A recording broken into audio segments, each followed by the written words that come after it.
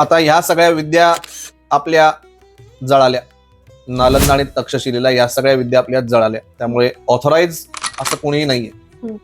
Authorised मग मला असं वाटतं की पहिले करणं आणि करून बघणं, कारण अनुभव सगळ्यात मोठा गुरु आहे. कुठलीही साधना किंवा काही पण करताना पहिले भीती मनातली काढणे आणि जशी समजते जशी उमजते तशी साधना सुरुवात करणे.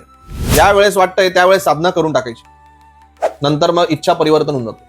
त्यामुळे तुम्हाला ज्या वेळेस वाटलं की मला अशी छोटीशी साधना करावीशी वाटते, न घाबरता पहिले ती करून टाकायची. काही होत नाही, काही त्रास होत नाही. तुम्हाला म्हणजे एक खरा साधक तुम्ही जर कधी असाल तर खरा गुरु आपोआप तुम्हाला मिळतो. तुम्ही त्या लेवलला जर कधी असाल तर तुम्हाला म्हणजे कुठे जावं लागत नाही.